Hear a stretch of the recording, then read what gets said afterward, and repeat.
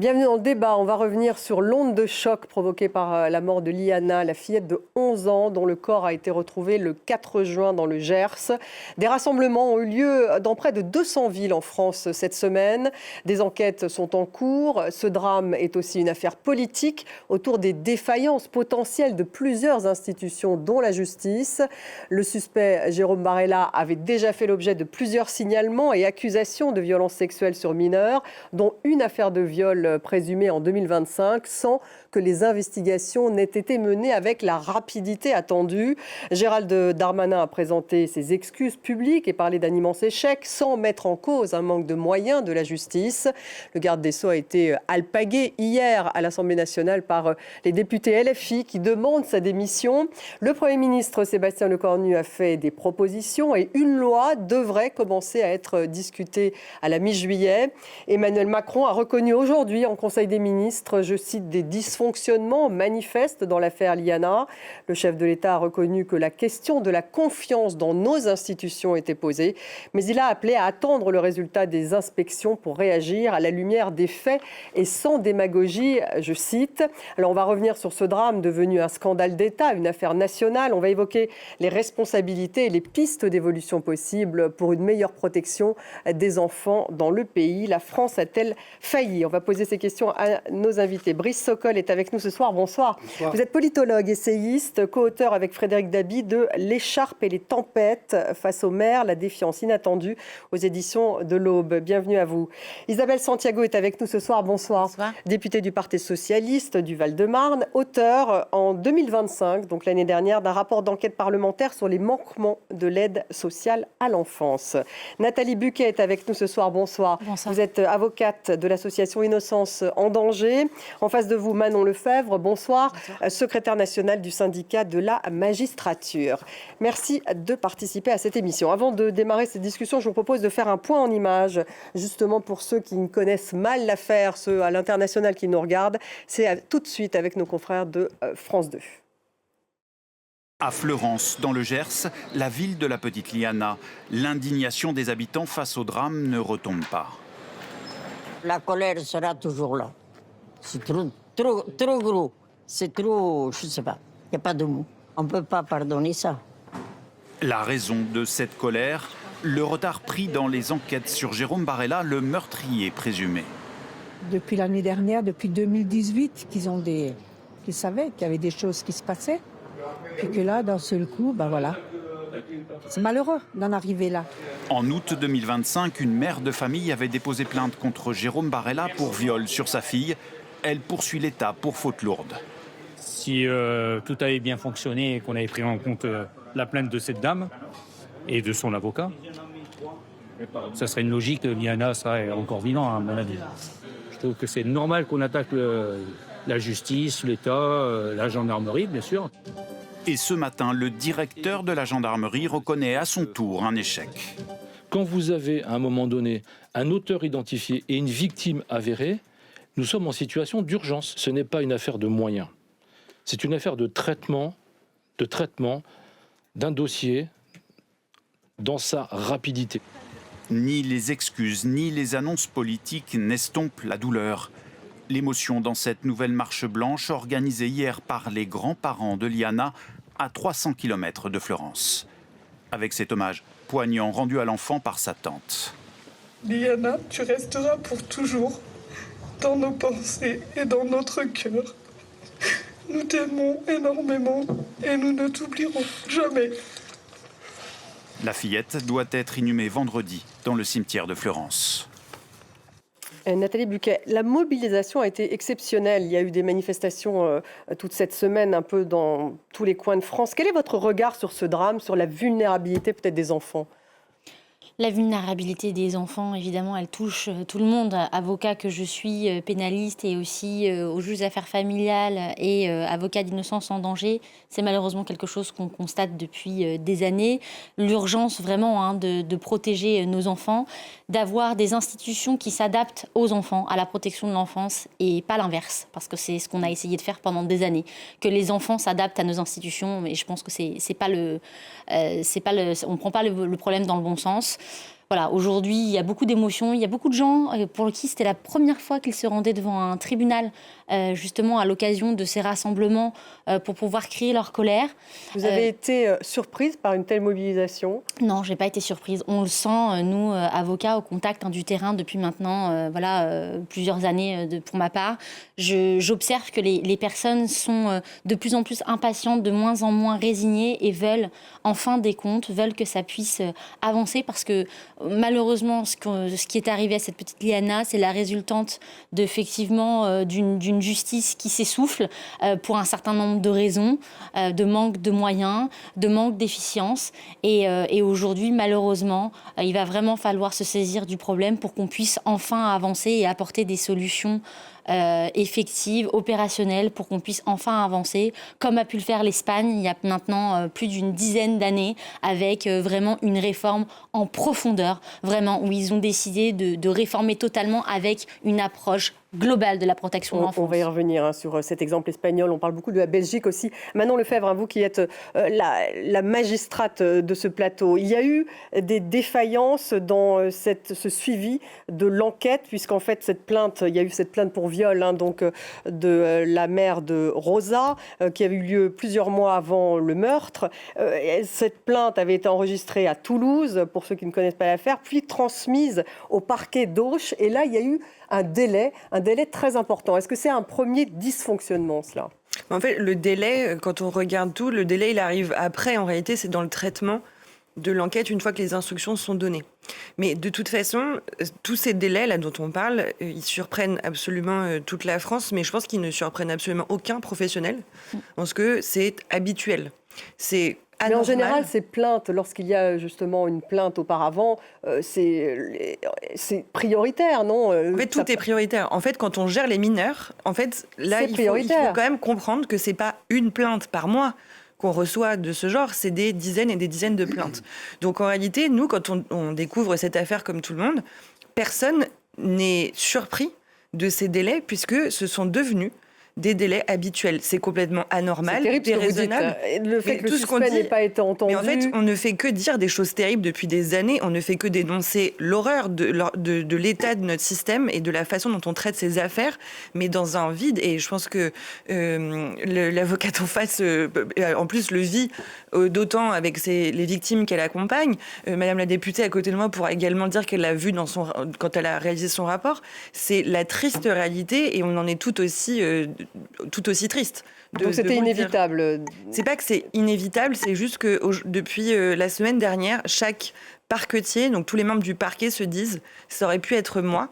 Et c'est pour ça que les mises en cause individuelles sont complètement malhonnêtes. C'est que s'il faut... Il n'y a pas de responsabilité individuelle. En fait, peut-être qu'il y en a, mais en fait, tout substitut du procureur, tout vice-procureur pourrait en fait être ces parquetiers qu'on est en train de jeter en pâture aujourd'hui. Parce qu'en fait, on traite mal ces affaires, on est maltraitant aujourd'hui dans la justice et on peut tous commettre des erreurs à un moment, mais surtout, on est contraint d'en commettre des erreurs puisqu'on n'a pas le temps suffisant de traiter correctement ces affaires. On n'est pas formé suffisamment, on n'est pas bien formé à l'appréhension de ces affaires et malgré toutes nos alertes, on est resté sans réponse. Et quand j'entends encore le directeur de la gendarmerie dire que c'est pas une question de moyens, c'est évidemment une question de moyens. Et il dit c'est pas une question de moyens, mais il dit tout de même que la gendarmerie nationale reçoit 4 plaintes de mineurs par heure, donc c'est beaucoup. Mais c'est énorme, et c'est pour ça de dire qu'il y a eu potentiellement des dysfonctionnements dans cette affaire, mais il y a un dysfonctionnement général de traitement de ces affaires. Cette affaire en est une illustration, mais c'est un problème global, général de nos institutions dans le mauvais traitement de ces affaires-là. Isabelle Santiago, vous êtes d'accord, quelque part, il faut tout remettre à plat ? Oui. Oui. Oui. C'est pas une mince affaire. Non, mais en fait, moi, ce que j'avais pu voir, je voudrais juste rappeler que, tout d'abord, en effet, je confirme, ce n'est pas nouveau. Cette situation nous glace le sang. La France réagit, et elle a raison, les Français sont plus qu'en colère. Mais la réalité, c'est que on avait eu un moment de libération de la parole avec MeToo Inceste. Quand il y a eu MeToo, tout le monde a commencé à cette parole qui s'est libérée. Ça fait des années. Et à ce moment-là, vous avez eu la Civise. Franchement, en 2022, quand Édouard Durand rend à mi-rapport les premières propositions... Le patron de la Civise, oui, Édouard Durand, le juge Édouard Durand, qui rend à mi-rapport les premières recommandations. Ils disent ce que vous dites aujourd'hui tous sur les plateaux et les Français. 160 000 victimes, enfin, tous les chiffres, le nombre d'enfants par classe, etc. La situation de la formation pour les magistrats, et il fait des préconisations. En 2023... Donc le constat était déjà le même à l'époque. En fait, la réalité, c'est qu'on n'a pas tiré les conséquences du rapport qui a été rendu. Moins de 75% des recommandations qui concernaient globalement les violences sexuelles faites aux mineurs et l'inceste, eh bien, on était... Pour rester lettre morte. Pas d'application. Quelques applications, puisque j'ai fait voter le texte de retrait de l'autorité parentale, donc une. Mais en effet, il y avait la formation à un ensemble de sujets. De courage politique, c'est un problème de blocage à l'Assemblée, c'est un problème... Je ne pense pas que ce soit un blocage à l'Assemblée nationale, parce que les parlementaires, de manière très transpartisane, je ne dis pas que chacun, après, individuellement, peut avoir... Mais de manière transpartisane, l'enfance est un sujet qui nous réunit. Et donc, du coup, je pense que quand on arrive avec un texte parlementaire qui tient la route ou un texte du gouvernement, on est tous prêts à avancer parce que tout le monde est conscient. On est tous en relation quand même avec les associations. C'est intéressant ce que vous dites. On va écouter l'une de vos... on a capacité à se mobiliser pour les enfants et c'est ce qu'on fait. En tout cas, moi, c'est ce que je fais depuis 2020. L'une de vos collaboratrices d'ailleurs d'Ensemble La République, tout de suite, Madame Miller. Oui, qui était avec moi à la commission. Oui. On va l'écouter. J'ai honte.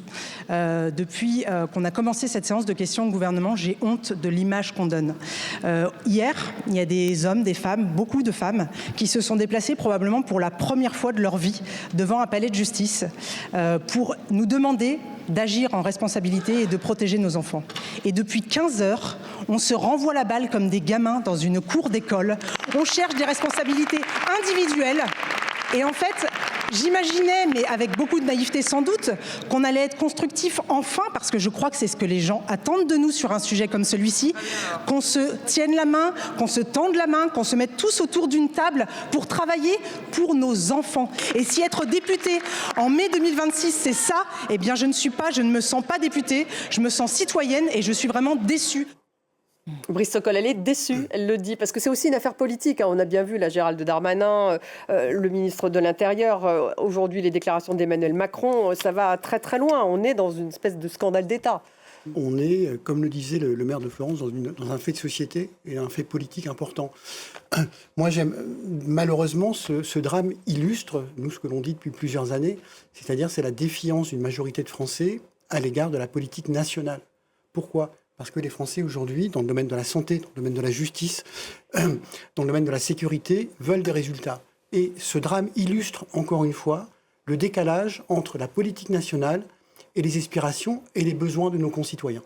Ah oui, mais justement, à ce moment-là, je vous renvoie à la question. Et d'ailleurs, on a entendu votre collaboratrice. Comment expliquer, on sent l'indignation, vous dites on est tous indignés à l'Assemblée, et ça n'avance pas depuis plusieurs années. En fait, tout d'abord, sur cette mobilisation, nous, on est aux côtés, évidemment, de cette mobilisation et je partage ce que disait Laure Miller. Moi, j'étais rapporteur de la commission d'enquête et Laure Miller était présidente de la commission d'enquête. Nous, c'était sur les manquements des politiques publiques de la protection de l'enfance. Aujourd'hui, à l'issue, on a fait des propositions et un texte de loi, dont celui du mois de juillet, normalement, devait être une refondation pour la protection de l'enfance. Il faut une grande loi. Il faut une grande loi cadre. Attention, parce que là, en fait, il y a deux éléments, il ne faut pas confondre. Un, en juillet, normalement, c'est la loi qui fait suite à la commission d'enquête et qui est une loi de refondation de la protection de l'enfance. Je rappelle que j'avais dit, et j'étais venue sur votre plateau, pour dire que l'État était le parent le plus défaillant et que je connaisse. J'ai dit que c'était une crise systémique. Et globalement, si on prend l'autre sujet, évidemment que la question qui nous réunit aujourd'hui, c'est la loi intégrale proposée par ma collègue qui donc pourrait venir et qui est donc Céline Thiébaut-Martinez, qui est dans mon groupe, mais qui est un texte transpartisan. Et là, loi cadre qui englobe la question des violences faites aux femmes, la question des violences faites aux enfants, et qui correspond évidemment au sujet qui nous réunit aujourd'hui. Si je vous dis ça, c'est qu'il faut faire très attention. Là, on est en train d'incorporer dans le texte de juillet qui fait issue de la commission d'enquête, on est en train d'invisibiliser les enfants de l'ASE. Qu'est-ce que vous appelez les enfants de l'ASE? Ceux qui sont la commission. En fait, quand on a fait la commission d'enquête, c'était les manquements des politiques publiques des enfants, des 400 000 enfants qui sont en protection de l'enfance au sens des services des départements, des MEX, etc. Où on a montré dans cette commission d'enquête qu'il y avait énormément de problèmes. La question qui est liée aux violences sexuelles globales et sur cette affaire, c'est le texte de la loi intégrale que l'on demande, avec une partie qui pourrait venir en septembre. Et il faut qu'on soit très attentif, parce que le sujet des violences de manière globale sur l'enfance doit nécessiter la mobilisation de tous. Et les enfants les plus vulnérables, ils le sont tous. Mais dans la protection de l'enfance, il y a aussi un sujet majeur à traiter. Donc du coup, il faut vraiment, ce que j'appelle, c'est une crise systémique. La France, je disais toujours, c'est un impensé des politiques publiques. Aujourd'hui, on le paye très cher. Crise systémique. On va revenir d'ailleurs sur cette loi, mais avant, justement, sur la façon dont la France se place en matière de moyens alloués à la justice. On va écouter déjà l'avocat de la famille d'Iliana. J'ai vu des magistrats désespérés, car ils n'avaient plus les moyens de leur faire leur office dans de bonnes conditions.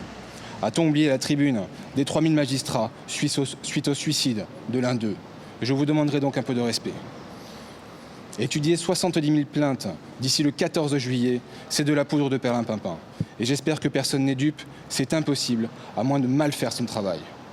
Alors, justement, Manon Lefebvre, si on regarde les chiffres, il y a des chiffres du Conseil de l'Europe qui datent de 2022 et qui ont été publiés en 2024, mais vous, j'imagine, le savez mieux que moi, l'Allemagne est loin devant sur les dépenses allouées à la justice par habitant, 136 € par habitant en Allemagne contre 77 € en France. La France dispose de 2 fois moins de juges que la moyenne européenne. Et sur les procureurs, la moyenne européenne est de 22 procureurs pour 100 000 habitants. Et la France est à 3 procureurs pour 100 000 habitants. C'est-à-dire qu'un procureur français traite en moyenne 2000 affaires par an. Et c'est un des niveaux les plus élevés d'Europe. Donc là, il y a quand même un problème de moyens, tout simplement, même si finalement c'est nié par un certain nombre de personnalités politiques.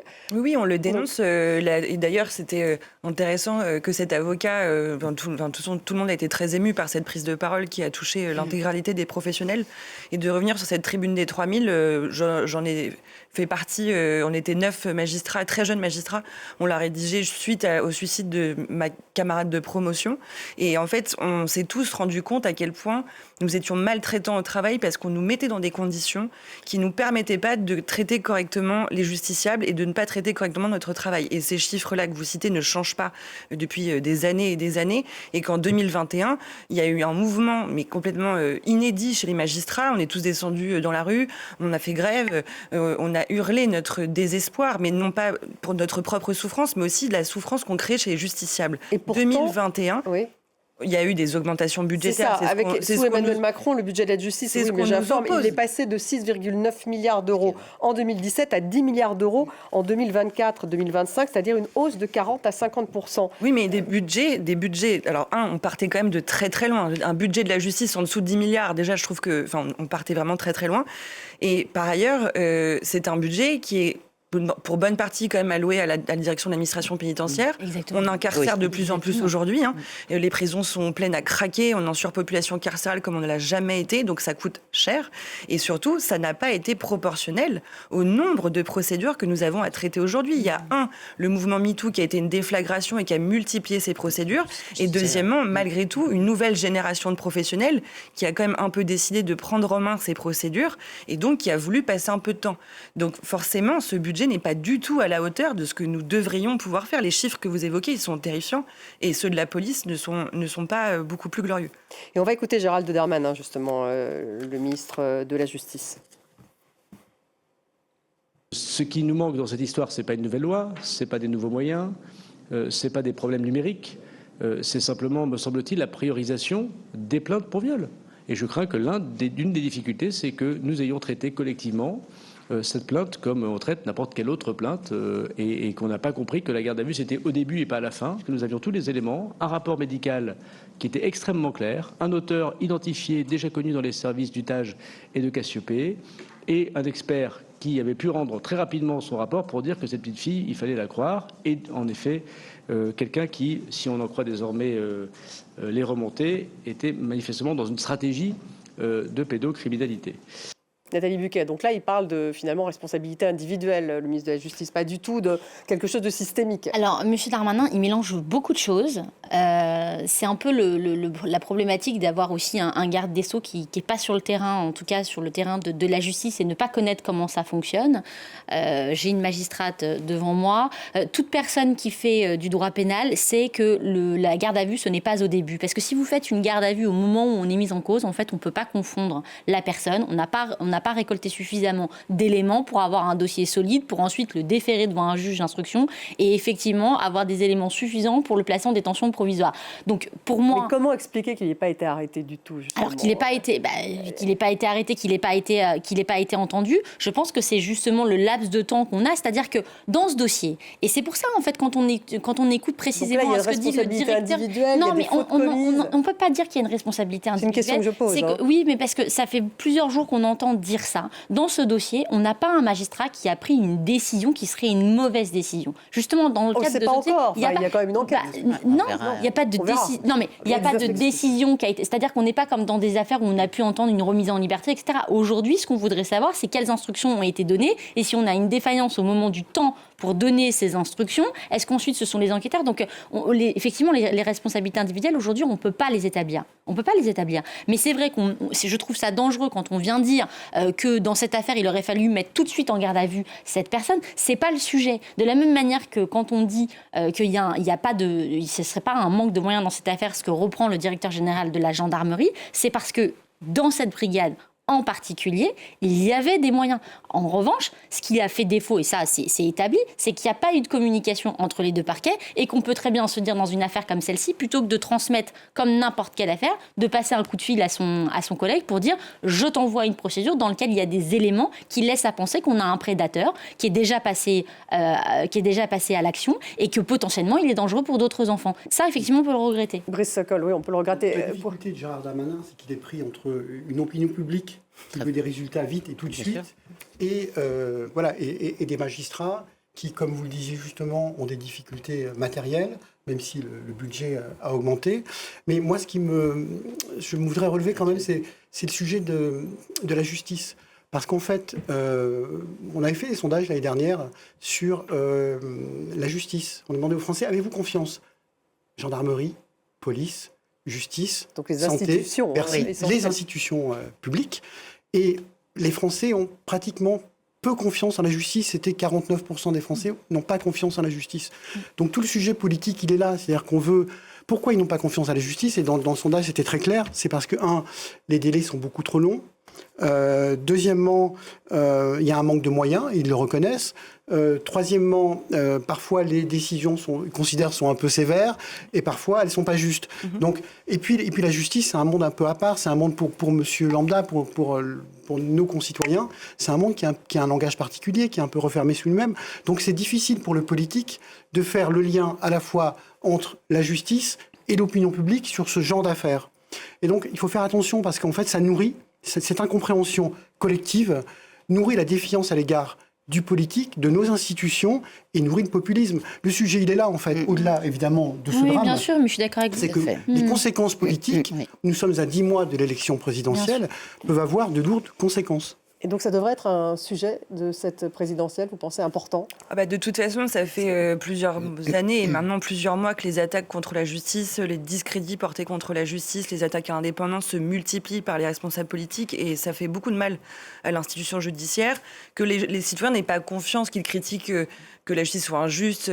Finalement, c'est assez naturel qu'on critique la justice, mais c'est vrai que la crise de confiance, elle est dramatique. Et ce genre de déclaration de M. Darmanin qui questionne l'opportunité d'une garde à vue, alors que je ne suis pas sûre que M. Darmanin ait un jour pris une permanence dans sa vie et ait été formé comme magistrat, donc qu'il écoute ces professionnels quand on lui dit que la mesure de garde à vue n'arrive pas forcément immédiatement. Et surtout, le dossier Liana, c'est un dossier, mais encore une fois, tristement habituel. Il finit de manière dramatique, mais le début de cette histoire-là, ce sont des centaines, des milliers de procédures. On se dit que ça aurait pu être évité, c'est ça. Mais bien sûr, mais là, on a mis en lumière, parce qu'il y a une issue dramatique, cette histoire, mais des issues dramatiques dans les dossiers comme ceci, c'est toutes les semaines. toutes les semaines que nous avons des dossiers comme ça où nous ne protégeons pas suffisamment les enfants. Ce n'est pas une histoire isolée. L'issue est dramatique et pour le coup, pas toutes les semaines, mais ces histoires-là, c'est toutes les semaines, tous les jours dans les parcs. Pardon, vous aviez d'ailleurs un autre drame qui avait marqué les Français, c'était l'affaire Elias. Oui.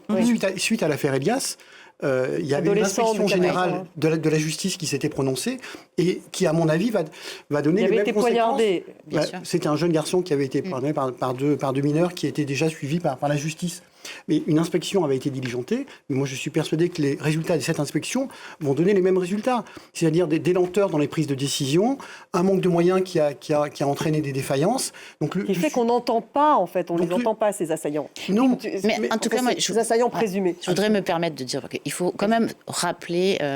je sais qu'en ce moment, c'est très difficile de prendre un tout petit peu de distance. Mais en fait, honnêtement, en 2021, le président Emmanuel Macron, il a dit... Dans le cadre de MeToo Inceste, je te crois, je te protège. Édouard Durand, on a dit, on te croit, on te protège. Qu'est-ce qu'on a fait depuis 2021 ? Donc là, vous parlez plus de la parole de l'enfant. En fait, tout le sujet de la justice, on peut tournicoter autour de la justice. La difficulté de la justice, c'est le recueil de la parole des enfants. Ça, c'est la première étape, si je puis dire. C'est la première étape. Il ne faut pas que l'enfant, de manière, on lui fasse répéter sans cesse ce qu'il a vécu, parce qu'un enfant tout petit va peut-être le répéter de manière différente. Il faut être en capacité, c'est pour ça qu'il y a eu des créations de salles Mélanie, qu'il y a eu les UAPED, mais même si ça augmente, ça ne va pas assez vite, y compris dans la formation des magistrats. Aujourd'hui, un magistrat, c'est récent, il faut quand même se dire en France que c'est très récent qu'on ait voté, et c'était une proposition de texte que j'avais portée, mais qu'on ait voté sur le seuil d'âge, on était le seul pays d'Europe qui n'avait pas fixé de seuil d'âge de non-consentement. On a inversé le droit français pour dire non, en dessous de 15 ans, un enfant n'est pas consentant à une relation avec un adulte. C'est 2021.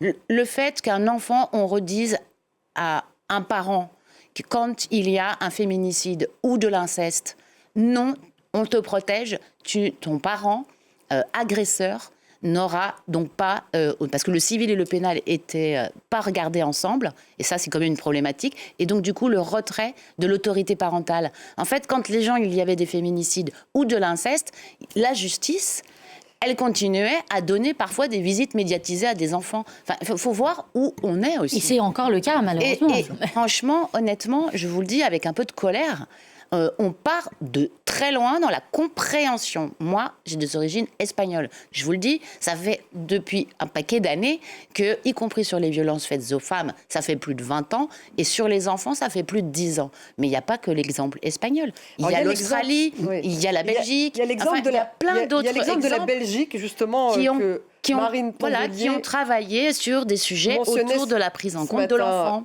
On va l'écouter. Et ça, c'est du fond. Et c'est comme ça qu'on va avancer de manière collective, je dirais, mais ensemble, et avec le texte de loi aussi qui est proposé de texte intégral. Marine Tondelier, on l'écoute.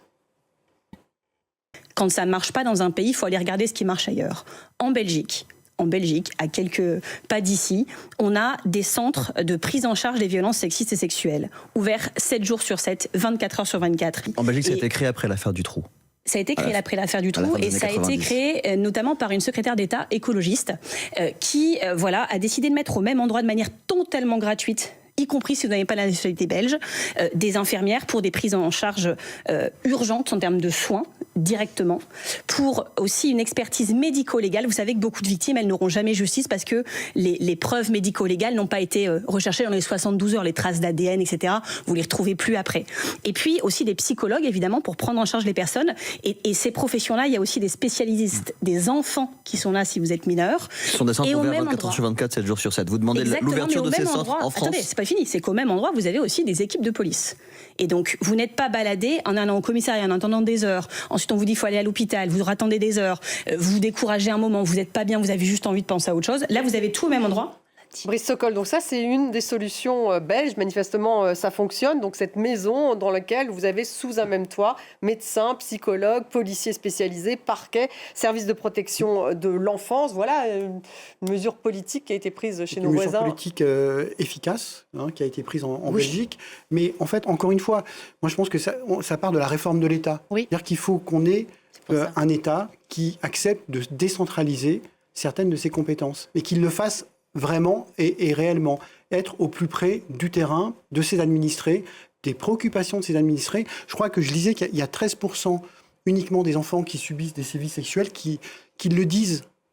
Je lisais ça récemment, enfin c'est affreux. Et sur ces 13%, vous en avez une grande partie qui ne vont pas déposer plainte pour des considérations humaines, morales, matérielles. Et c'est inadmissible. Mais il faut absolument qu'on rapproche vraiment le justiciable du citoyen. Oui. Du justiciable. Nathalie Buckel, justement, sur la parole de l'enfant, ces maisons qui regroupent un peu tout le monde, finalement, ça facilite. Ah oui, vous dites c'est une réussite. C'est parfaitement démontré. Ça vient d'Islande, ça fonctionne donc en Islande, ça fonctionne en Espagne, ça fonctionne en Belgique. Effectivement, on a des victimes qui sont ballottées, on a des familles qui sont épuisées, et vous avez aussi des parents qui notamment avec le scandale du périscolaire, vous disent... Déposer plainte, pourquoi ? Pour que ça prenne encore des années, pour qu'on entende. Donc ça accélérerait tout de même le fait que tout le monde soit regroupé, que l'enfant n'ait qu'à parler qu'une fois. Oui, parce que c'est filmé. C'est filmé, c'est accompagné par des professionnels. Ils sont encadrés. Les parents aussi, vous n'imaginez pas, on parle des enfants, mais les parents aussi sont dévastés. Et vous avez aussi des enfants, lorsqu'ils constatent la déflagration que ça produit chez leurs parents, qui aussi, après, n'osent plus parler. C'est-à-dire qu'il y a aussi ce phénomène-là d'avoir souvent un enfant qui s'adapte aussi à la souffrance de ses parents et qui ne dit plus rien. On a vraiment aujourd'hui une problématique de formation sur le recueil de cette parole de l'enfant, mais aussi de les faire répéter. Je donnais hier un exemple qui, moi, franchement, m'a vraiment marqué. À la suite des annonces de M. Darmanin, sur un de mes dossiers, sur lequel un enfant de 4 ans, on parle de faits qui se sont produits dans une école. Il ne se passe rien depuis 6 ans dans ce dossier. À la suite de l'annonce de M. Darmanin, j'ai cette maman qui m'appelle en me disant « j'ai été contactée par la gendarmerie ». Ils vont faire un acte. Maître, vous n'imaginez pas quel est cet acte. Je dis « je vous écoute ». C'était pour réentendre cet enfant, madame. Pour réentendre cet enfant. Combien d'années après ? 6 ans après. Donc en fait, aujourd'hui, pour dire « j'ai fait quelque chose dans ce dossier », j'ai demandé par acquis de conscience, avant de le dire publiquement, de regarder si des choses avaient été effectuées et ce qui aurait pu peut-être justifier une nouvelle audition. Rien.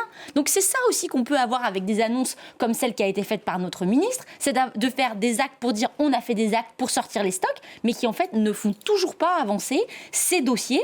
Et je vous parle d'un instituteur qui est toujours en fonction et qui est toujours au contact de mineurs. Oui, Manon Lefebvre, il parle de 70 000 plaintes, Gérald Darmanin, en disant qu'il faut maintenant accélérer avant juillet, revoir ces 70 000 plaintes. C'est une bonne idée ? Encore une annonce d'affichage pour nous. Déjà, le chiffre 70 000, on ne sait pas d'où il sort. Donc, on aimerait vraiment comprendre d'où ça sort. Peut-être qu'il y en a plus. Vous ne savez pas d'où vient les 70 000 On ne sait pas. Il annonce 70 000, mais en réalité, je ne vois pas. En fait, déjà, toutes les plaintes ne sont pas encore enregistrées. Donc, il y a des stocks qui traînent, qui ne sont toujours pas enregistrés. Donc, déjà, je ne sais pas comment on peut arriver à ce chiffre. Et qui va les traiter ? Parce que, en fait, les magistrats, il n'y en aura pas plus d'ici le 14 juillet. Et puis, les enquêteurs non plus. J'ai des collègues qui nous ont fait remonter des chiffres d'état des brigades de protection des mineurs à travers la France. J'ai un exemple de Livry-Gargan dans le 93, Seine-Saint-Denis, le département le plus maltraité institutionnellement parlant. Il y a 2 enquêteurs sur 7 prévus normalement à la brigade des mineurs, d'accord ? Et sur tout le département de Seine-Saint-Denis, on a 3 enquêteurs qui sont formés aux violences sexuelles sur les mineurs. Donc, quand on parlait de priorisation tout à l'heure, en fait, si on ne nous donne pas la priorité, quand vous êtes parquetier, vous remontez plus d'informations postérieurement à des manifestations dans la rue pour dire combien on a de garde à vue, quelle réponse pénale apporter. On ne nous pose jamais la question sur le nombre de procédures que nous traitons sur les violences sexuelles sur les mineurs. Ça, personne nous demande de faire remonter d'informations pour savoir combien, qui, quelle réponse pénale. Ça n'intéresse. Mais pourquoi ? Mais parce que ça n'intéressait personne. Enfin, en fait, on se mobilise depuis des années. Les professionnels de l'enfance, les magistrats, les avocats, les éducateurs, les enquêteurs. On ne fait que ça, de le dire que nous n'avons pas de moyens. Il y a un article. En particulier pour la protection de l'enfance. Mais bien sûr que oui. Les départements, on n'a fait que d'alerter. Des politiques. Il y a des mineurs que nous plaçons, qui sont victimes de violences sexuelles dans leur famille. Nous les plaçons dans des établissements qui sont désormais vides d'éducateurs. On recrute des gens avec des contrats précaires qui n'ont jamais suivi de formation de l'enfance, se retrouvent de nouveau victimes de violences sexuelles dans ces lieux de placement. C'est ça la réalité et tout le monde le sait. Enfin, en tout cas, les personnes aux commandes le savent puisqu'il y a des rapports parlementaires, il y a des notes, il y a des magistrats, enfin en fait plein de professionnels qui ne font que le dire lorsqu'ils rencontrent leurs responsables politiques. Ça n'a servi à rien à part le dire et à part être désespéré de voir ces enfants chaque jour que nous voyons en danger et qu'on ne peut pas faire plus que ce qu'on fait là actuellement. Alors, Isabelle Santiago, on part de très très loin quand on écoute, écoute sur ce plateau, et vous le disiez il y a un instant. Donc cette loi cadre, ça pourrait être un démarrage de on met tout à plat. Alors il ne s'agit pas de celle du mois de juillet, mais d'une loi donc plus large. Oui. Est-ce qu'il faudrait mettre en place ces fameuses maisons avec une concentration donc de tous les métiers dans ces maisons? Ça serait ça la réponse? Comment on commence? Parce que tout ça, ça coûte de l'argent aussi. On est dans une période de disette budgétaire. On compte tout aujourd'hui. Donc, Oui, mais s'agissant des enfants, je crois qu'on ne doit pas négocier les budgets. Il me semble que tout d'abord, les enfants, la République leur doit protection. C'est les plus vulnérables. Une fois qu'on l'a dit, il faut passer aux actes. C'est ça, parce que... Ces enfants... C'est notre investissement d'avenir et c'est surtout, on n'a pas le droit de briser la vie des enfants. On la brise en protection de l'enfance, comme Madame vient de le dire, et j'en ai fait la démonstration dans le rapport, qui là aussi est public, et donc du coup pour lequel il y a ce texte en juillet, dont j'attends qu'il soit à la hauteur des travaux que j'ai menés, c'est-à-dire une vraie loi de refondation, et pas 3 mesures qui ne conviennent à personne. Donc en fait, la réalité factuelle, c'est que là, il faut vraiment que tout le monde prenne conscience que l'enfance, c'est une priorité. Sur le plan budgétaire, honnêtement, moi je suis une élue locale avant d'être une députée. Voter des lois, voter des budgets, très bien, mais il faut s'inscrire quand ce sont des grandes réformes qui nécessitent que l'État change profondément sa manière de fonctionner, de manière pluridisciplinaire, de manière décentralisée. Il y a tout un travail à faire de refondation. Ça nécessite de regarder les lois avec des lois. Moi, je dis souvent, il y a une loi de programmation militaire, il faut une loi de programmation enfance. On ne peut pas y arriver en disant... Ça, on n'a jamais eu une loi de programmation enfance en France. Et en fait, il faut être en capacité de penser les choses sur plusieurs années. Si on dit aux magistrats en one-shot, vous débrouillez-vous. Oui, par exemple, des actes d'enquête, pardonnez-moi, je vous interromps, parce que actes d'enquête réalisés dans un délai de 3 mois, ça c'est ce que propose Sébastien Cornu. Aggravation des peines pour les violeurs en série de 20 ans à la perpétuité, ça c'est ce qu'il propose. Qui va le faire?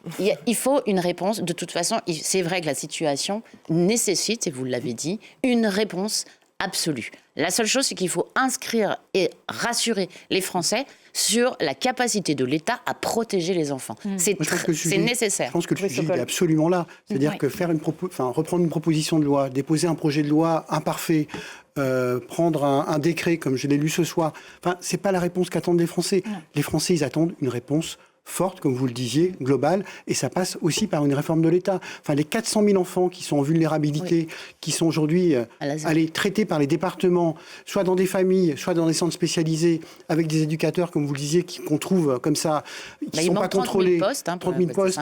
C'est un vrai sujet, et ça passe par une vraie réforme de l'État. Oui, mais c'est difficile de réformer l'État. Non, c'est pas difficile. À partir du moment où vous avez... Il faut une volonté politique. On y est arrivé sur d'autres sujets. La criminalité organisée, par exemple. Bien sûr. Le narcotrafic, on a dit que c'est une priorité nationale. On se donne les moyens. On a un parquet qui a été créé. On a des moyens qui ont été donnés. Pourquoi on ne fait pas la même chose pour l'enfance, pour la protection de l'enfance? Il y a 15 millions d'enfants dans ce pays. 15 millions, c'est notre avenir. Il y en a 400 000 qui sont en vulnérabilité, plus tous les autres.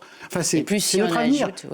Il faut absolument... Alors, est-ce qu'il a encore temps de le faire à quelques mois institutionnellement et législativement et réglementairement? Il faut surtout rien lâcher. On est prêt en fait à sortir un projet sur la loi cadre. La loi cadre de ma collègue Céline Thiébaut-Martinez, c'est plus qu'un premier pas, c'est un travail qui regroupe toutes les associations de manière transpartisane, que ce soit des associations féministes et enfantistes. Donc elle pourrait être déposée à l'Assemblée. Elle est déposée. Il a été annoncé qu'elle serait. Donc là, elle est partie elle va partir au Conseil d'État. Et nous, on fait tout pour qu'elle soit examinée en septembre. Mais le Premier ministre a répondu à ma collègue hier. Et a priori, c'est bien parti pour qu'elle puisse être déposée. Là, il y a ce texte aussi du PJL qui arrive en juillet. Et c'est là qu'il faut qu'on PJL. Donc la proposition de loi du gouvernement qui fait suite à ma commission d'enquête. Et c'est là qu'on doit être prudent. Il faut être très prudent pour ces enfants, pour la refondation de nos politiques publiques. Donc c'est très essentiel que l'enfant soit une priorité, mais qu'on comprenne bien les enjeux. C'est des enjeux de réforme profonde. Et on parlait de priorité, faut pas tout mélanger. De Il ne décembre. faut pas tout mélanger, non. C'est-à-dire que, je rejoins ce que disait Madame la députée, c'est-à-dire qu'on a cette loi qui va concerner vraiment les violences sexuelles et violences sexistes, et puis on a la protection de l'enfance. C'est deux choses totalement différentes.